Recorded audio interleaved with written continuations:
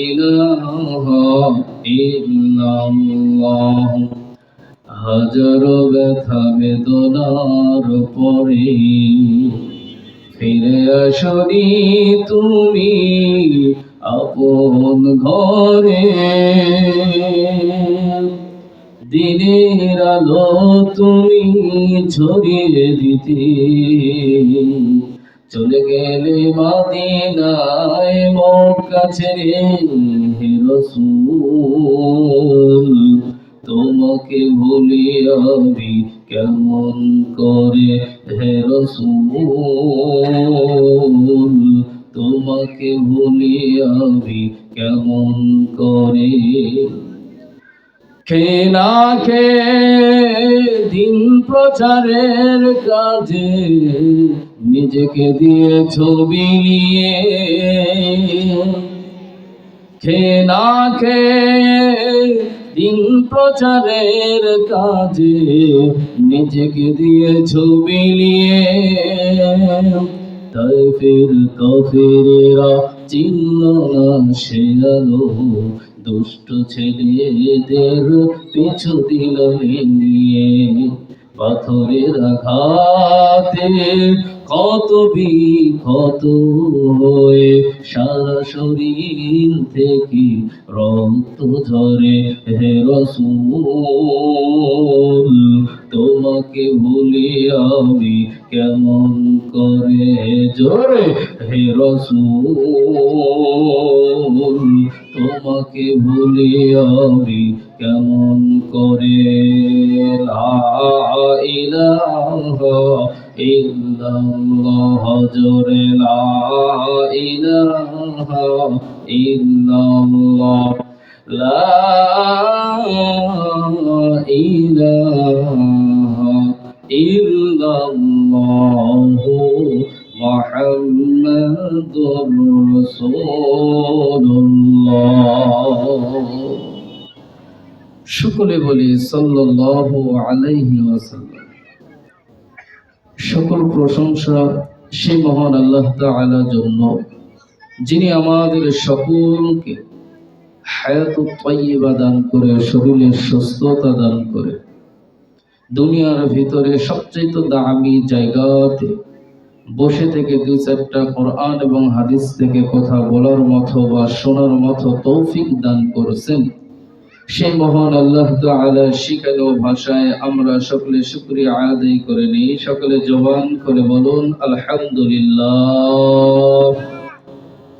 লাখো কোটি দরুদ সেই মহামানবের উপর, যাকে সৃষ্টি না করলে হক ও বাতিল, ন্যায় অন্যায়, জায়েজ না জায়েজ, হালাল হারাম কিছুই বুঝতে পারতাম না। সেই মহামানবের উপর দরুদ হিসাবে প্রেরণ করি। সকলে বলি সাল্লাল্লাহু আলাইহি ওয়াসাল্লাম। অত্র জালসার সম্মানিত সভাপতি সাহেব ও প্রধান অতিথি, বিশেষ অতিথি, আমন্ত্রিত অতিথি সহ আমার সামনে বসে আছেন দিনদার ভাইরা, পর্দার আড়ালে মা ও বোনেরা, এই মুহূর্তে আপনাদের সকলকে আমার অন্তরস্থল থেকে শুভেচ্ছা জ্ঞাপন করছি এবং আরো একবার জানতে চাচ্ছি আপনারা সকলে কেমন আছেন। আলহামদুলিল্লাহ। আমার সামনে যারা বসে আছেন আপনারা সকলেই মুসলমান, এতে কোনো সন্দেহ, জোরে আওয়াজ দিয়ে বলুন, কোনো সন্দেহ নাই। প্রত্যেকটা মুসলমান আল্লাহকে বিশ্বাস করে, নবীকে বিশ্বাস করে, কোরআন বিশ্বাস করে, হাদিস বিশ্বাস করে, কবর বিশ্বাস করে, জান্নাত বিশ্বাস করে, জাহান্নাম বিশ্বাস করে, ফুলসিরাত বিশ্বাস করে। জোরে আওয়াজ দিয়ে কোন কথা ঠিক। আমরা যারা এখানে উপস্থিত আছি আমাদের অন্ধকার কবরে যাওয়া লাগবে কি লাগবে না? জোরে আওয়াজ দিয়ে বলুন, যাওয়া লাগবে কি লাগবে না?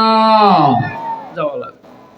আমাদের অনেক আপন মানুষ, প্রিয় মানুষ, মহাব্বতের মানুষ, কারো বাবা, কারো মা, কারো ভাই, কারো বোন, কারো প্রিয় বন্ধু, কারো মহাব্বতের মানুষ, কারো না কেউ না কেউ অন্ধকার কবরে অলরেডি চলে গেছে।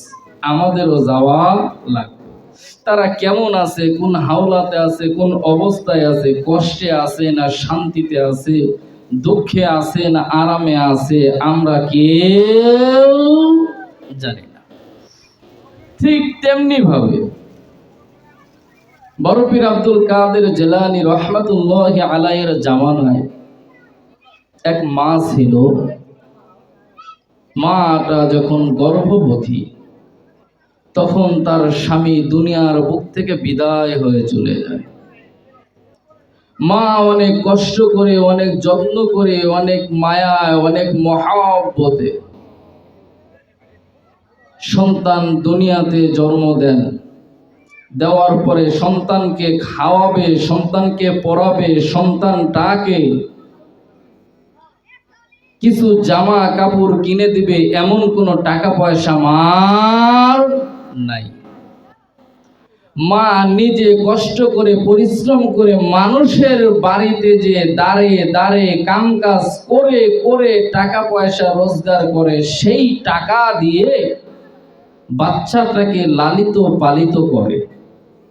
করার পরে বাচ্চাটার যখন বিবাহর বয়স হয়, এমন সময় বাচ্চাটা দুনিয়ার বুক থেকে বিদায় হয়ে চলে যায়। মা চিন্তায় পড়ে গেল, যে বাচ্চাটাকে এত মহব্বত করলাম, এত ভালোবাসলাম, এত আদর করলাম, এত যত্ন করলাম, সেই বাচ্চাটা আজ থেকে প্রায় কিছুদিন আগে আমাকে ছেড়ে আমার মেয়ে অন্ধকার কবরে চলে গেছে। আমার মেয়েটি অন্ধকার কবরে কেমন আছে, কোন অবস্থায় আছে, কোন হাওলাতে আছে আমি মা জানি না। আমি মা জানতেও পারবো কিনা সেটাও জানি না। যেই মেয়েকে ছাড়া আমি মা কোনোদিন খানা খাই নাই, যেই মেয়েকে ছাড়া আমি মা কোনোদিন ঘুমাইতে যাই নাই, আজকে সেই মেয়ে আমার চোখের সামনে দিয়ে অন্ধকার কবরে চলে গেল। আমার মেয়ে কোন হাওলাতে আছে, কোন অবস্থায় আছে আমি মাও জানি না। মাটা ঠিক মনে কষ্ট নিয়ে, মনে দুঃখ নিয়ে, মনে অনেক কষ্ট নিয়ে, অনেক টেনশনে আমার একমাত্র আদরের মেয়ে, বড় ভালোবাসার মেয়ে, বড় আদরের মেয়ে, বড় যত্নের মেয়ে, বড় মহব্বতের মেয়ে অন্ধকার কবরে চলে গেল। কেমন আছে, কোন অবস্থায় আছে, কোন হাওলাতে আছে আমি মা জানি না। আমার মেয়ে খাইতে পারতেছে কিনা, আমার মেয়ে আরামের বিছানা পাইছে কিনা, আমার মেয়ে কেমন আছে জানি না। মা দৌড়ায় দৌড়ায় হাঁটি হাঁটি পা পা করে বড় পীর আব্দুল কাদের জিলানী রাহমাতুল্লাহি আলাইহির দরবারে গেছে। যাওয়ার পরে ডাকতে বলতেছে, হুজুর আমার একটা আদরের মেয়ে ছিল, মহব্বতের মেয়ে ছিল, যেই মেয়েকে ছাড়া আমি মা কোনোদিন খানা খাই নাই, যেই মেয়েকে ছাড়া আমি মা কোনোদিন ঘুমাইতে যাই নাই। আজ থেকে প্রায় কিছুদিন আগে আমার মেয়ে অন্ধকার কবরে চলে গেছে। আমার মেয়ে কেমন আছে, কোন অবস্থায় আছে, কোন হাওলাতে আছে আমি মা জানি না। আমি মা ভালো মতো খাইতে পারি না, আমি মা আরামে শুতে পারি না, কারণ আমি মা দুনিয়াতে ভালো খাবো, আরামে ঘুমাবো, আর আমার মেয়ে অন্ধকার কবরে কেমন আছে এটা জানতে পারি না। হুজুর জানার কোনো ব্যবস্থা যদি থাকে তাহলে আমাকে একটু বলে দিন, আমি সেটা নিয়ে আমল করতে থাকবো। বড় পীর আব্দুল কাদের জিলানী ডাক দিয়ে বলে, মা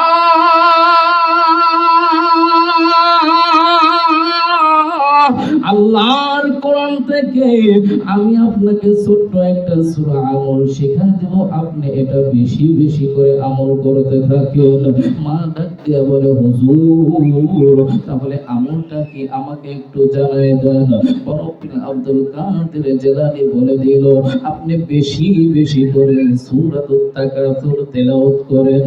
আল্লাহাকুমুত তাকাসুর হাত্তা যুরতুমুল মাকাবির, এই সূরাটা আপনি বেশি বেশি করে তেলাওয়াত করেন। আল্লাহ যদি চায় তাহলে আপনার বিয়ে অন্ধকার কবরে কেমন আছে এটা আমার আল্লাহ জানায় দিতে পারে। জানায় দেওয়ার মালিক কে? এরপরে আওয়াজ দিয়ে বলুন, জানায় দেওয়ার মালিক কে? মুসলমানদের আল্লাহ। অসম্ভবকে এক সেকেন্ডের ভিতর সম্ভব করতে পারে, সম্ভবটাকে এক সেকেন্ডের ভিতর অসম্ভব করে দিতে পারে। জোরে কোন কথা ঠিক কি না? যে অসম্ভবটাকে সম্ভব করতে পারে না, তাই কখনোই মুসলমানদের আল্লাহ হতে পারে। বড় পীর আব্দুল কাদের জিলানী মাটাকে যখন সবক দিয়ে দিল, মা প্রতিদিন বিসমিল্লাহির রহমানির রহিম আলহাকুমুত তাকাসুর হাত্তা যুরতুমুল মাকাবির এই আমলটা বেশি বেশি বেশি বেশি করা শুরু করে দিল। হঠাৎ করে একদিন ওই মার আমলটা আল্লাহর দরবারে কবুল হয়ে গেল। মা রাত্রে বেলা বিসমিল্লাহির রহমানির রহিম আলহাকুমুত তাকাসুর হাত্তা যুরতুমুল মাকাবির এই সূরাটা পড়তে পড়তে রাত্রিবেলা একদিন ঘুমায় গেছে। মা স্বপ্ন দেখতেছে অন্ধকার কবর তার চোখের সামনে হাজির হয়ে গেছে। জোরে কোন সুবহানাল্লাহ। মা অন্ধকার কবর দেখতে পাচ্ছেছে, একটা কবরে আলো জ্বলতেছে। মা বলেন আমি আলোটা দেখার জন্য হাঁটি হাঁটি পা পা করে যখন আমি সামনের দিকে অগ্রসর হলাম, আমি যাওয়ার পরে দেখতে পারলাম ওই কবরে কোনো আলো জ্বলতেছে না, জাহান্নামের আগুন দাও দাও দাও দাও করে জ্বলতেছে। আর ওই কবর থেকে আওয়াজ আসতেছে, মা আপনি আমাকে বাঁচান, আপনি আমাকে বাঁচান, এই কবর থেকে আপনি আমাকে বের করে নিয়ে যান মা। এমন ভাবে যখন কান্নার আওয়াজ আর চিৎকারের আওয়াজ, আমি সাহস করে ওই কবরের দিকে এগিয়ে গেলাম। যাওয়ার পরে দেখতে পারলাম ওই কবরে আর অন্য কোনো মানুষ না, আমার মেয়ে জাহান্নামের আগুনে দাও দাও করে জ্বলতেছে। জোরে কোন নাউজুবিল্লাহ। মা বলেন আমি যখন দেখতে পারলাম আমার আদরের মেয়ে ওই জাহান্নামের ভিতর দাও দাও করে জ্বলতেছে, কবরের ভিতর জাহান্নামের আগুনে আমার মেয়ে দাও দাও করে জ্বলে, আমার ঘুমটা ভেঙে গেল। আমি চমকে উঠলাম, সর্বনাশ, আমার মেয়ে এত কষ্টে আছে, আমার মেয়ে এত যন্ত্রণার ভিতরে আছে, আমার মেয়ে এত দুঃখের ভিতরে আছে, আমার মেয়ের একটু কষ্ট বললে আমি মা সহ্য করতে পারি না। সেই মেয়ে আমার এত কষ্টের ভিতর আছে, এত যন্ত্রণার ভিতর আছে। পরের দিন সকালবেলা এই মা দৌড়ায় দৌড়ায় বড় পীর আব্দুল কাদের জিলানীর দরবারে গেছে। যাওয়ার পরে ডাক দেয়া বলে, হুজুর এটা আমি কি স্বপ্ন দেখলাম, এটা আমি কি স্বপ্ন দেখলাম, এই স্বপ্ন দেখার চাইতো তো না দেখাটাই ভালো ছিল। বড় পীর আব্দুল কাদের জিলানী ডাক দিয়ে বললেন, মা কি স্বপ্ন আপনি দেখেছেন? বলে আমি অন্ধকার কবর দেখতে পারলাম, ওই কবরে দেখতে পারলাম জাহান্নামের আগুন দাও দাও দাও দাও করে জ্বলতেছে। আমি কবরটা দেখার জন্য যখন সামনের দিকে এগিয়ে গেলাম, দেখতে পারলাম আমার মেয়ে জাহান্নামের আগুনে দাও দাও করে জ্বলতেছে। আর কবর থেকে আওয়াজ দিয়ে বলতেছে, মা তুমি আমাকে এত ভালোবাসতে, এত মহব্বত করতে মা, আজকে আমার কবরে জাহান্নামের আগুন দাও দাও করে জ্বলে, আমাকে তুমি জাহান্নাম থেকে বের করো। এমন আওয়াজ যখন আবার বিয়ে দিতেছিল হুজুর, বড় পীর আব্দুল কাদের জিলানী ডাক দিয়ে বললেন, মা আপনি কি আপনার সন্তানটাকে কোরআন শিখাইছিলেন? বলে না না, আমি তো আমার সন্তানটাকে কোরআন শিখাই নাই। বলেন আপনি কি আপনার বিয়ে থেকে হাদিস শিখাইছিলেন? বলে না না। আপনি কি আপনার মেয়েকে আল্লাহর সাথে পরিচয় করে দিয়েছিলেন? বলে না। আপনি কি আপনার মেয়েকে নবীর সাথে পরিচয় করিয়ে দিয়েছিলেন? বলে না। আপনি কি আপনার মেয়েকে মাদ্রাসার সাথে পরিচয় করিয়ে দিয়েছিলেন? বলে না না। আপনি কি আপনার মেয়েকে হকের সাথে পরিচয় করে দিয়েছিলেন? বলে না। বড় পীর আব্দুল কাদের জিলানী বললেন, মা আপনি তো আপনার মেয়েকে জাহান্নাম থেকে বাঁচানোর কোনো চেষ্টাই করেন নাই। জোরে কোন কথা ঠিক কি না? কারণ আল্লাহ কোরআনের ভিতর বলছেন, ইয়া আইয়ুহাল্লাযীনা আমানু কু আনফুসাকুম ওয়া আহলিকুম নারা। জোরে সুরে বলুন আল্লাহু আকবার। আরো জোরে আওয়াজ দিয়ে বলুন আল্লাহু আকবার। আল্লাহ ডাক দিয়ে বলেন, নবীজি ইয়া রাসূলুল্লাহ, ইয়া হাবিবাল্লাহ, আপনি আমার পক্ষ থেকে দুনিয়ার সমস্ত ঈমানদারদেরকে জানিয়ে দেন, আমি আল্লাহ যারা আমার উপর ঈমান নিয়ে আসছে তাদের এক নাম্বার দায়িত্ব হলো আমি আল্লাহ আমার জাহান্নাম থেকে তারা বাঁচাবে। দুই নাম্বার দায়িত্ব নিয়ে দেয়নি। দুই নাম্বার দায়িত্ব হলো তারা নিজেদের আহলে পরিবারকে জাহান্নাম থেকে বাঁচাবে। জোরে কোন সুবহানাল্লাহ। আমাদের এই সমাজে হাজারো অভিভাবক আছে নিজের সন্তানকে, নিজের ছেলেকে, নিজের মেয়েকে জাহান্নাম থেকে বাঁচানোর কোনো চেষ্টাই করে না। জোরে কোন কথা ঠিক কি না? এ আওয়াজ দিয়ে কোন কথা ঠিক কি না? মুসলমান দাবি করে নিজে 5 ওয়াক্ত নামাজ পড়ে কিন্তু সন্তান 5 ওয়াক্ত নামাজ পড়ে না। নিজে 5 ওয়াক্ত নামাজ পড়ে, বিয়ে 5 ওয়াক্ত নামাজ পড়ে না। এরকম হাজারো পরিবার আছে না নাই? এর জোরে আওয়াজ দিয়ে কোন হাজারো পরিবার আছে না নাই? তাহলে নিজে শুধু জাহান্নাম থেকে বাঁচলে চলবে না, আহলে পরিবারকে জাহান্নাম থেকে বাঁচাতে হবে। কথা কার?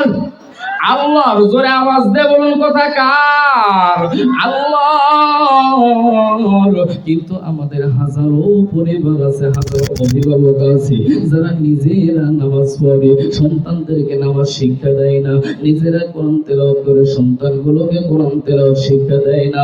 একজন অভিভাবকের সর্বপ্রথম দায়িত্ব হলো নিজে আল্লাহ চিনবে, সন্তানকে আল্লাহ চিনাইবে, সন্তানকে নবী চিনাইবে, সন্তানকে কোরআন চিনাইবে, সন্তানকে হাদিস চিনাইবে, সন্তানকে মাদ্রাসা চিনাইবে, সন্তানকে মসজিদ চিনাইবে। বাবা মার দায়িত্ব হলো আল্লাহর সাথে পরিচয় করে দেওয়ার, নবীর সাথে পরিচয় করে দেওয়ার, কোরআনের সাথে পরিচয় করে দেওয়ার, নবীর সুন্নাতের সাথে পরিচয় করে দেওয়ার। জোরে কোন কথা ঠিক কি না? কিন্তু আমাদের ভিতরে এমন অভিভাবকের অভাব নাই যেই অভিভাবক নিজের সন্তানের হাত ধরে মাদ্রাসায় নিয়ে যাবে না, নিজের সন্তানের হাত ধরে মসজিদে নিয়ে যাবে না, নিজের আদরের সন্তানের হাত ধরে বাজারে নিয়ে যাবে, মেলায় মেলায় ঘুরবে, খেলায় খেলায় ঘুরবে, ওইগুলোর সাথে পরিচয় করায় দিবে, কিন্তু মসজিদ আর মাদ্রাসার সাথে পরিচয় করায় দিবে না। জোরে কোন কথা ঠিক কিনা? এরকম অভিভাবক আছে না নাই? জোরে আওয়াজ দেখুন আছে না নাই? যার কারণে আমার সন্তানগুলো, মুসলমানদের সন্তানগুলো আজকে 10টা নায়কের নাম বলতে পারবে, 10টা গায়কের নাম বলতে পারবে, 10টা নায়িকার নাম বলতে পারবে, 10টা প্লেয়ারের নাম বলতে পারবে, কিন্তু 10টা নবীর নাম বলতে পারবে না।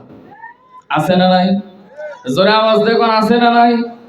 বাংলাদেশের সবচাইতে বড় নায়ককে ধাম করে নাম বলবে, বাংলাদেশের সবচাইতে বড় গায়ককে ধাম করে নাম বলতে পারবে, বিশ্বের সবচাইতে বড় প্লেয়ারকে তার নাম বলতে পারবে, বিশ্বের সবচাইতে বড় গায়ককে তার নাম বলতে পারবে।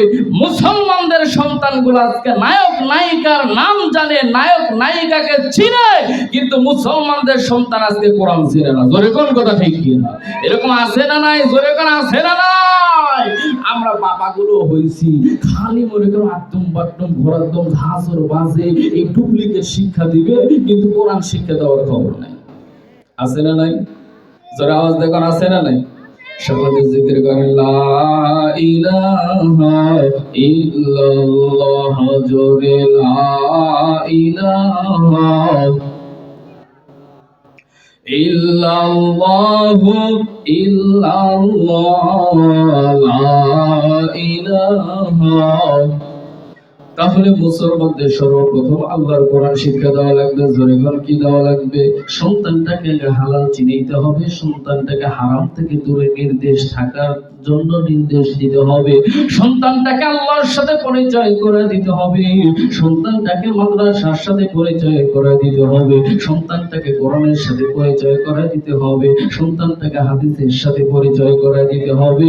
তাহলে বাবা মা হিসাবে দায়িত্ব পালন হবে। জোরে কোন সুবহানাল্লাহ। কিন্তু আজকে আমাদের সমাজের বাবা মারা বাংলা নিয়ে পাগল, ইংরেজি নিয়ে পাগল, কিন্তু আল্লাহর কোরআন শিক্ষা দেওয়া নিয়ে পাগল না। জোরে কোন কথা ঠিক কিনা?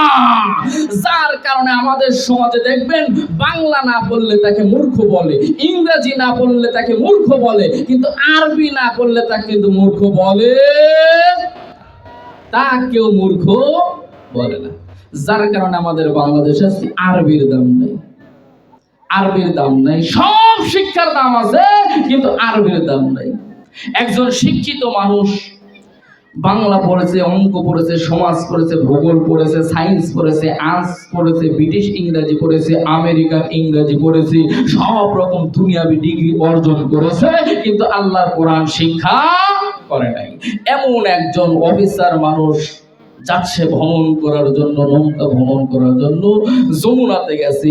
যাওয়ার পরে মাঝিকে বলতেছে, মাঝি ভাই চলুন আপনাকে হাজার হাজার টাকা দেব, কোনো অসুবিধা নাই, আমাকে একটু যমুনাটা ঘুরে ঘুরে ঘুরে ঘুরে আপনার নৌকায় চড়ে ঘুরে ঘুরে দেখাবেন, আমি দেখবো, প্রাণ ভরে দেখবো। মাঝি বলল ঠিক আছে ভাই, কোনো অসুবিধা নাই, আপনি যত টাকা দেবেন আমি তত ঘুরাবো, আমার কোনো অসুবিধা নাই। মাঝি অফিসারে তুলে নিয়েছে, নেওয়ার পরে নৌকার ভিতর আরামে আরামে ঘুরতেছে। ঘুরতে ঘুরতে ঘুরতে ঘুরতে অফিসার ডাক দিয়ে বলতেছে, মাঝি ভাই আপনি কি বাংলা পড়ছেন? মাঝি বলে, না স্যার আমি বাংলা টাংলা পড়ি নাই, আমি মূর্খ মানুষ, বাংলাতে কি করব, আমি নৌকা চালায় খাই। অফিসার বলতেছে, আপনার জীবনের চাইনা শেষ। কিছুক্ষণ পর বলতেছে, মাঝি ভাই আপনি কি ইংরেজি শিখেছেন? বলে, না স্যার আমি ইংরেজি দিয়ে কি করবো, আমি গরিব মানুষ, দিন আনি দিন খাই, আমার ইংরেজি শিক্ষা নাই। আপনার জীবনের তো আঠানাই শেষ। কিছুক্ষণ ঘোরা পর আবার ডাক দিয়ে বলতেছে, মাঝি ভাই আপনি কি অঙ্ক শিখছেন? না স্যার আমি তো অঙ্ক শিখি নাই, আমি মূর্খ মানুষ, কোন রকম হিসাব করে সংসার চালাই, অত বড় অঙ্ক ডিগ্রি আমার নাই। বলে, আপনার জীবন তো পুরাটাই শেষ।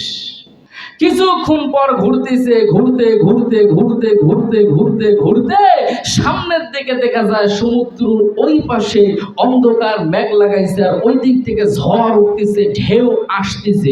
এমন সময় মাঝি ডাক দিয়ে বলতেছে, হে স্যার আপনি কি সাঁতার শিখছেন? বলে, না আমি তো সাঁতার শিখি নাই। বলে, বলেন কি আপনি সাঁতার শিখেন নাই? বলে, না সাঁতার তো শিখি নাই। বলেন কি আপনি বাংলা শিখছেন, অঙ্ক শিখছেন, সমাজ শিখছেন, ভূগোল শিখছেন, ব্রিটিশ ইংরেজি শিখছেন, আমেরিকা ইংরেজি শিখছেন, আর আপনি সাঁতার শিখেন নাই? বলে, না আমি সাঁতার শিখি নাই। বলে, যে লক্ষণ দেখতেছে একটু পরেই তো ঝড় উঠবে আর নৌকা ডুবে যাবে, আমি কিছুই না শিখি, আমি সাঁতার শিখেছি, আমি সাঁতার দিয়ে এই পার থেকে ওই পারে চলে যাব ইনশাআল্লাহ, আমাকে পানি ঠেকাতে পারবে না, পানি আমাকে ডুবাতে পারবে না। আর আপনি ব্রিটিশ ইংরেজি শিখলেন, আমেরিকা ইংরেজি শিখলেন, বাংলা শিখলেন, সায়েন্স শিখলেন, আর্টস শিখলেন, সব শিক্ষা করলেন, সাঁতার না শেখার জন্য আপনার এখন ডুবে মরা লাগবে, আপনার জীবন একবারেই শেষ। জোরে খান কথা ঠিক কিনা? যে আওয়াজ দেখুন কথা ঠিক কিনা? তাহলে কোরআন শিখা মানে সাঁতার শিখা। কোরআন শিখবেন, কবর থেকে সাঁতার দিয়ে পার হয়ে যাবেন।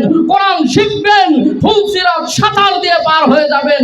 কোরআন শিখবেন, হাসর সাঁতার দিয়ে পার হয়ে আল্লাহর জান্নাত পর্যন্ত চলে যাবেন, কোনো পানি আপনাকে আটকাতে পারবে না। জোরে কোন কথা ঠিক কিনা? তাহলে আমাদের কোরআন শিক্ষা দরকার আছে না নাই? এজন্য আওয়াজ দেখুন, কোরআন শিক্ষা দরকার আছে না নাই? খালি কোরআন শিক্ষা দরকার আছে না নাই? আছে মানে কি? বাংলাদেশে যদি একটা মসজিদে দেখেন 200 ঘর মুসল্লি আছে, 200 ঘরের মুসলমান আছে, কিন্তু 200 ঘরের মুসলমানদের ভিতর মসজিদের ইমাম ছাড়া দ্বিতীয় আর কেউ সূরা ফাতিহা পর্যন্ত সহিভাবে পড়ার মতো মুসল্লি, জোরে কোন মুসল্লি নাই। শব্দ জিকির করে লা ইলাহা ইল্লাল্লাহ, জোরে লা ইলাহা। তাহলে এই কোরআন শিক্ষা করার দরকার আছে না নাই? এর জন্য আওয়াজ দিয়ে কোন কোরআন শিক্ষা করার দরকার আছে না নাই? ঠিক বড় পীর আব্দুল কাদের জিলানী রাহমাতুল্লাহি আলাইহি ডাক দিয়ে বললেন, মা আপনি তো আপনার সন্তানটাকে জাহান্নাম থেকে বাঁচানোর কোনো চেষ্টাই করেন নাই। আপনার মেয়েকে আপনি আদর করেছেন, যত্ন করেছেন, ভালোবেসেছেন, মহব্বত করেছেন, কিন্তু সন্তানটাকে জাহান্নাম থেকে বাঁচানোর কোনো চেষ্টাই, জোরে কোন চেষ্টাই করেন নাই। তাহলে চেষ্টা করার দরকার আছে না নাই? এজন্য আওয়াজ দিয়ে বলুন, যারা অভিভাবক আছে সন্তানগুলোকে আদর্শ শিক্ষায় শিক্ষিত করার দরকার আছে না নাই? চেষ্টা করার দরকার আছে না নাই? কারণ আগের যুগের মা গুলো, আগের যুগের বাবা গুলো সন্তানকে মানুষ বানানোর জন্য চেষ্টা করেছে। সন্তানটা যেন অসভ্য না হয়ে যায়, সন্তানটা যেন অভদ্র না হয়ে যায়, সন্তানটা যেন অমানুষ না হয়ে যায়, সন্তানটা যেন আমার আল্লাহওয়ালা হয়। জোরে কোন সুবহানাল্লাহ। যেমন বাইজিদের মা ছোট্ট বাইজিদকে ধরে ধরে ধরে ধরে মাদ্রাসার দিকে নিয়ে গেছে। যাওয়ার পরে ডাক দিয়ে বলতেছে, হুজুর আমার এই ছোট্ট ছেলের সন্তান বাইজিদ, এই বাইজিদকে আমি মাদ্রাসায় ভর্তি করে দিতে চাই। আল্লাহ নবীর খুশির জন্য তাকে আমি আলেম বানাতে চাই। জোরে কোন সুবহানাল্লাহ। ডাক দিয়া বলে, হুজুর আমার এই ছোট্ট ছেলে বাইজিদকে মাদ্রাসায় ভর্তি করে দিলাম, যতদিন পর্যন্ত বাইজিদ আলেম না হবে আমি তার মা বাইজিদের চেহারা দেখতে চাই না, আমি শালি বাইজিদের চেহারা দেখতে চাই না, আমি আলেম বাইজিদের চেহারা দেখতে চাই। জোরে কোন সুবহানাল্লাহ। যেই বাইজিদের চেহারা দেখলে পারে গুনাহ মাফ হবে এমন বাইজিদ আপনি তৈরি করে দিবেন। তার আগে আপনি বাইজিদকে কোনো ছুটি দিবেন না, আলেম না হওয়া পর্যন্ত কোনো ছুটি দিবেন না। মা কতটা ত্যাগ স্বীকার করতেছে, বাবা কতটা ত্যাগ স্বীকার করতেছে, আদরের ছোট্ট সন্তানকে মাদ্রাসায় ভর্তি করে দিয়ে বলতেছে, হুজুর আমার বাইজিদ আলেম না হওয়া পর্যন্ত তাকে কোনো ছুটি দিবেন না, তাকে কোনো ছুটি দিবেন না। আমার বাইজিদ যেন বাড়িতে না যায়, আমি আলেম বাইজিদের চেহারা দেখতে চাই। বাইজিদ আল্লাহর খুশির জন্য, নবীর খুশির জন্য দ্বীন শিক্ষা করা শুরু করে দিল, ইলম শিক্ষা করা শুরু করে দিল। বাইজিদ আল্লাহর কোরআন শিক্ষা করে, ইলম শিক্ষা করে। একদিন হঠাৎ করে বাইজিদ তার মার কথা মনে পড়ে, মনে মনে ভাবে মার চেহারাটা কবে থেকে দেখি নাই, মার আদর কবে থেকে পাই নাই, আমি মার চেহারা দেখতে পাই না, মাও আমার চেহারাটা দেখতে পারে না, আমি আমার মার কাছে যাব, মার কাছে যাব। ওস্তাদকে ডাক দিয়ে বলে, হুজুর আমার মাকে আমি অনেক দিন হলে দেখি না, আমি আমার মাকে দেখতে চাই হুজুর, আমি আমার মার কাছে যাব, আপনি আমাকে শুধু কয়েকটা দিন ছুটি দেন, ছুটি শেষ হলেই আমি আবার চলে আসব, আমার মার চেহারা দেখার পরে আমি আবার বাড়িতে চলে আসব। বাইজিদের মার কথা হুজুরের যখন মনে হয়েছে, এমন বাইজিদের মা বলছে, যতদিন পর্যন্ত আলেম না হবে ততদিন পর্যন্ত বাইজিদকে ছুটি দেওয়া যাবে না। বাইজিদের হুজুর ডাক দিয়ে বলতেছে, বাবা তোমার কয় পারা কোরআন শরীফ পড়া হয়েছে? বাইজিদ বলে, আমার এই তো এই কয় পারা হয়েছে, মানে 10-12 পারা হয়েছে। ওস্তাদ ডাক দিয়ে বলল, তাহলে ভালো করে শুনে নাও, তোমার 23-24 পারা না হওয়া পর্যন্ত তোমাকে ছুটি দেওয়া যাবে না। তোমাকে এই কয়টা দিন সময় দিলাম, তুমি 23-24 পারা সবক শোনাতে, তারপরে তোমাকে ছুটি দেওয়া হবে। বাইজিদ আল্লাহর কোরআন শিক্ষা করে, আর ওস্তাদ যে কয়টা দিন সময় দিয়েছে, এই কয়টা দিনের আগেই বাইজিদ 22-23-24 পারা মুখস্থ করে ফেলেছে। জোরে কোন সুবহানাল্লাহ। বাইজিদ এবার হাঁটি হাঁটি পা পা করে হুজুরের কাছে গেছে, আমার উপরে ডাক দিয়ে বলতেছে, হুজুর আমি অনেক দিন হলে আমার মার চেহারা দেখি নাই, মার কথা খুব মনে পড়ে, মার কথা খুব মনে পড়ে। কারণ যারা দূর দূরান্ত থেকে এসে একত্রিত হয়ে গ্রামের মহাব্বত ছেড়ে দিয়ে, বন্ধু বান্ধবদের মহাব্বত ছেড়ে দিয়ে মাদ্রাসায় এসে আল্লাহর কোরআন পড়ে, মাঝে মাঝে তাদের বাড়ির কথা কথা, মাঝে মাঝে তাদের গ্রামের কথা খুব বেশি মনে পড়ে। জোরে কোন কথা ঠিক কি না? বাইজিদ এবার হুজুরের কাছে যায়, বলতেছে হুজুর অনেক দিন হলে আমি আমার মার চেহারা দেখি না। হুজুর ডাকতে বললো, বাবা রে, তাহলে এই কয় পারা তুমি যদি মুখস্থ করে আমাকে শোনাইতে পারো তাহলে আমি তোমাকে ছুটি দেব, তুমি তোমার মার চেহারা যায় দেখে আসো। যে কয়েকদিন সময় বাইজিদকে দেওয়া হয়েছে তার আগেই বাইজিদ সবকটা মুখস্থ করে ওস্তাদের কাছে যায়, বলতেছে হুজুর আমি এই কয় পারা মুখস্থ করে ফেলেছি, এবার আপনি আমাকে একটু ছুটি দেন আর আমি যে আমার মার চেহারাটা দেখে আসি। ওস্তাদ ডাক দেয়া বলে, বাবা যেহেতু আমি তোমাকে ছুটি দেওয়ার কথা বলেছি অবশ্যই অবশ্যই আমি তোমাকে ছুটি দিব, তুমি তোমার মার চেহারাটা যে দেখে আসো। জোরে কোন সুবহানাল্লাহ।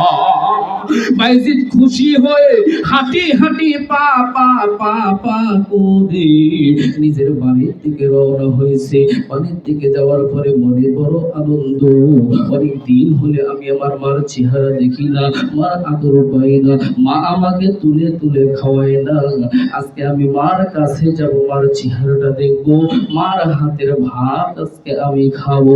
এই আশা নিয়ে বাইজিদ যখন হাঁটি হাঁটি পা পা করে তার নিজের বাড়ির দিকে যখন চলে গেল, বাড়িতে যাওয়ার পরে অতি নিকটে যখন চলে আসলো, বাইজিদের মা দেখতেছে একজন মানুষ আসতেছে, একটা বাচ্চা ছেলে, মাথায় আছে টুপি, গায়ে জামা তো দেখা যায়। বাইজিদের মা শরমে ঘরের ভিতরে দরজা জানলা আরো যায় লাগায় দেয়।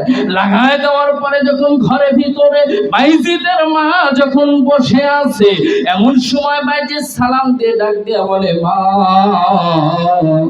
আমি তোমার বাইজিদ মা, দরজাটা খুলে দাও, আমি তোমার সাথে দেখা করার জন্য আসছি মা। ও মা, আমি ওস্তাদের কাছ থেকে অল্প সময় ছুটি নিয়ে আসছি, আমি তোমার সাথে দেখা করে একটু সময় শেষ করে তারপরে আমি মাদ্রাসাতে যাব মা। বাইজিদের মা ডাক দেয়া বলে, কে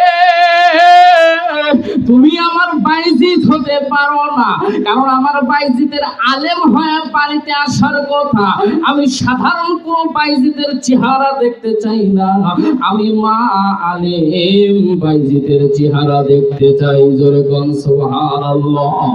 বাইজিদ মনে মনে ভাবলো, আমার মা হয়তো আমার উপর অভিমান করছে, আমি একটু এই জায়গায় দাঁড়িয়ে থাকি, মার অভিমান ভেঙে গেলে দরজাটা খুলে দিবে, আমি মার চেহারা দেখে মাদ্রাসায় চলে যাব।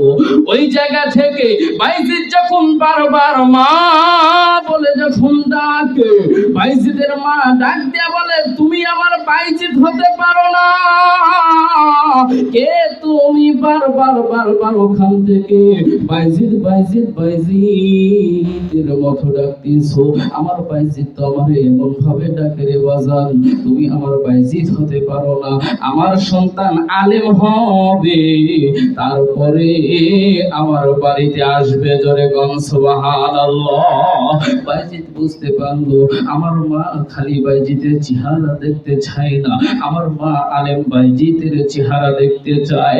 আমি বাইজিদ আলেম না হয়ে আমার মার চেহারা আর দেখাবো না, মা যেহেতু আমার চেহারা দেখতে চাই না, আমি আলেম হব, তারপরে আমি আমার মার সামনে এসে দাঁড়াবো। বাইজিদ সেখান থেকে চলে গেল, আবার মাদ্রাসায় চলে গেল, এক যুগ পড়াশোনা করলো। বাইজিদ আলেম হওয়ার পরে ওস্তাদকে ডাকতে বলতেছে, হুজুর আমি কবে বাড়িতে যাওয়ার পারবো? ওস্তাদ ডাকতে বলে, বাবা আগামী কালকেই তোমাকে পাগড়ি দেওয়া হবে, আলেমের পাগড়ি দেওয়া হবে, তারপরে তুমি বাড়িতে যাওয়ার পারবে। জোরে কোন সুবহানাল্লাহ। বাইজিদ খুশি হয়ে গেছে, আগামী কালকে আমি বাড়িতে যাওয়ার পারবো, আমার মার চেহারাটা আমি দেখতে পারবো। এবার ওস্তাদের শাম নামাজ আদায় করে যখন ঘুমায় গেছে, ওস্তাদ স্বপ্নে দেখতেছে ওস্তাদের সামনে বিশ্ব নবী স্বপ্নের মাধ্যমে হাজির হয়ে গেছে। বিশ্ব নবী ডাক দিয়ে বলতেছে, রে বাইজিদের ওস্তাদ, আগামী কালকে বাইজিদকে একটা পাগড়ি নয় বাইজিদকে দুইটা পাগড়ি ফরাইবে, একটা হলো আলেমের পাগড়ি আর একটা হলো মারিফতি পাগড়ি। জোরে কোন সুবহানাল্লাহ। কাকে স্বপ্ন দেখাইছে? ওস্তাদকে। জোরে বলুন কাকে? ওস্তাদকে। কারণ ছাত্র যদি ভালো হয় তাহলে বুঝতে হবে ওস্তাদ ভালো। জোরে কোন ছাত্র যদি ভালো হয় তাহলে কি বুঝতে হবে? ওস্তাদ ভালো। যদি মুসল্লি ভালো হয় তাহলে বুঝতে হবে ইমাম ভালো।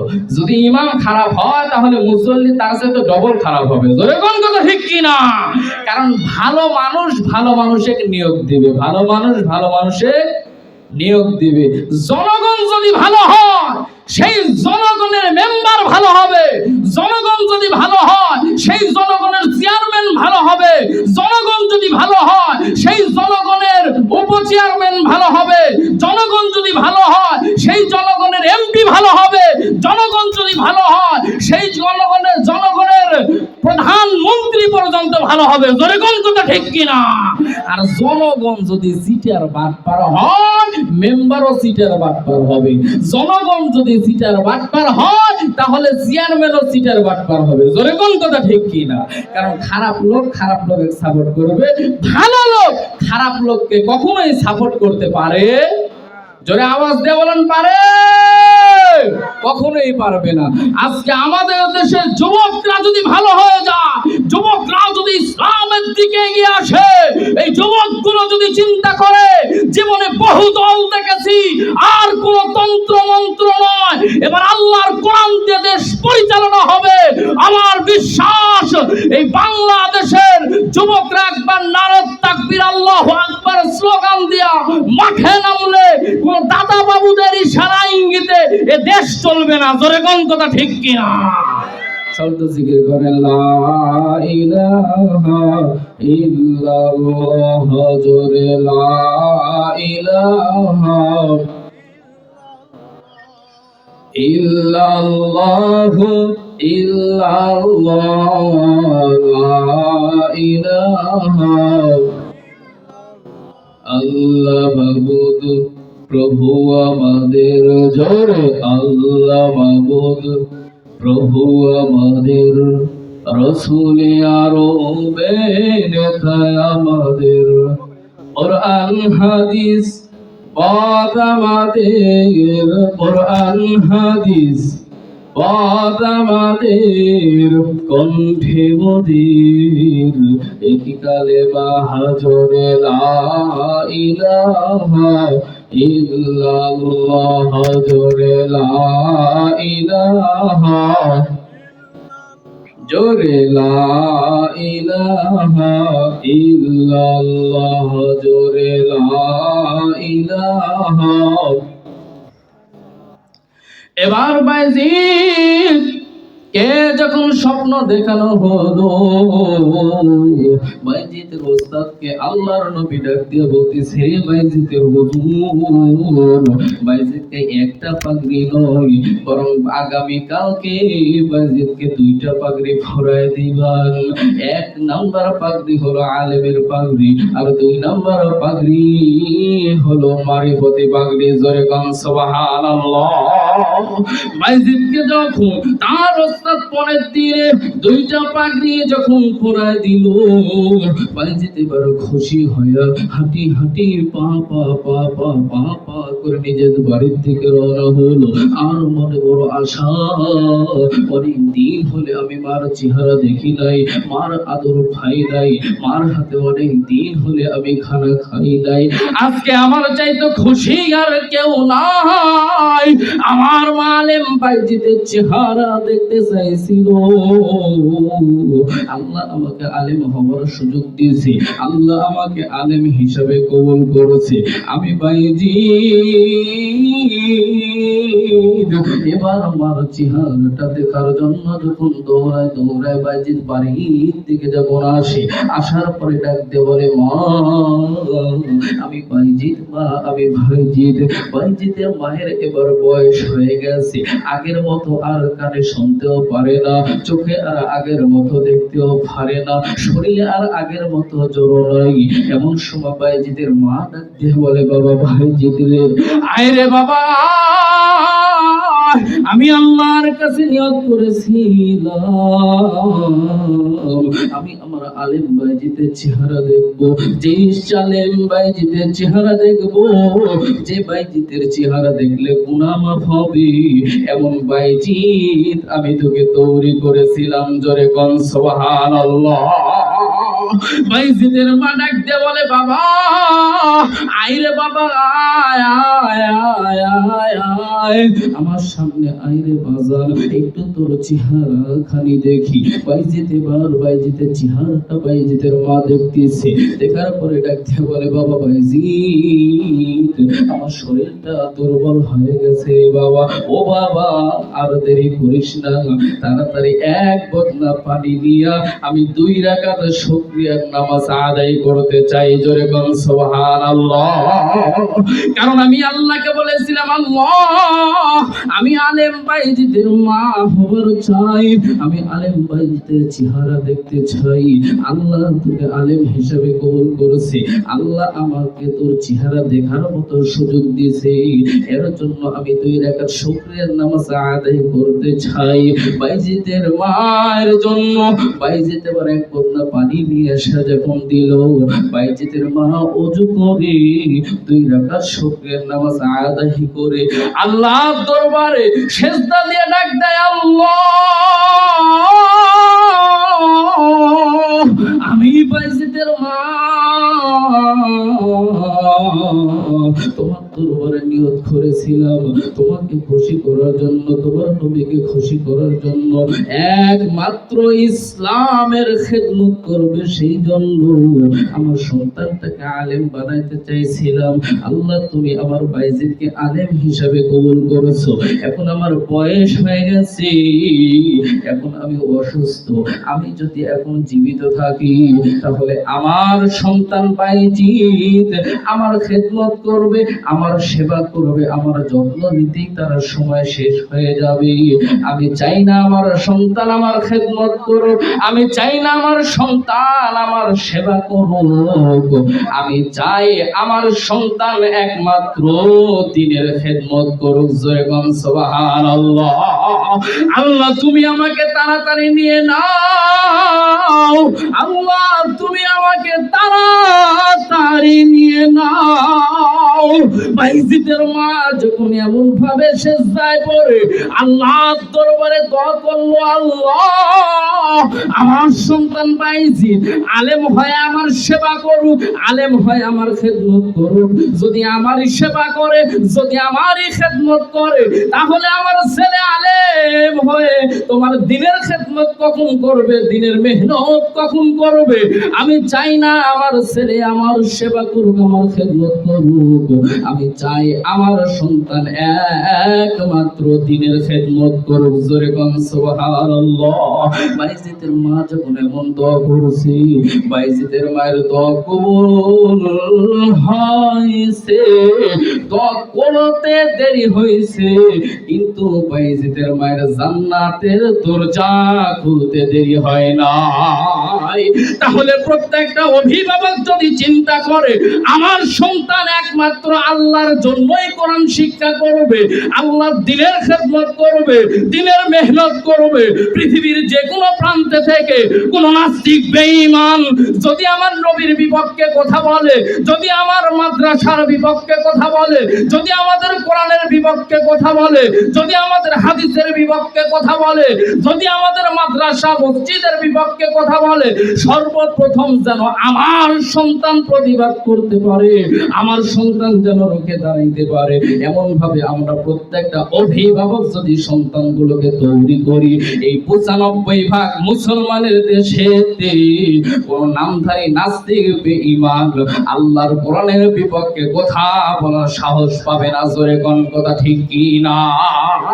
প্রত্যেকটা অভিভাবক সন্তানগুলোকে যদি এমন ভাবে তৈরি করে, আমাকে আল্লাহ সন্তান দিচ্ছে আমানত হিসাবে, আমার এই সন্তান একমাত্র ইসলামের জন্যই তৈরি করব।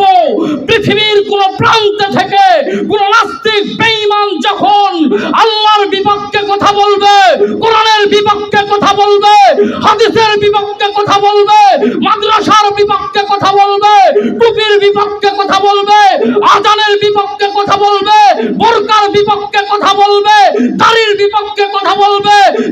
বিপক্ষে কথা বলবে, আমার সন্তান যেন সর্বপ্রথম রুখে দাঁড়াইতে পারে, অ্যাকশনে যেতে পারে, রক্ত দরকার হলে রক্ত দিবে, ইসলামের প্রয়োজনে আমার সন্তান জীবন দিতে যেন এক পা পিছু না হয়, সামনের দিকে এগিয়ে যাবে। আমার সন্তানকে একমাত্র আল্লাহর জন্যই তৈরি করবো। যারা আওয়াজ দিয়ে কোন কথা ঠিক কিনা?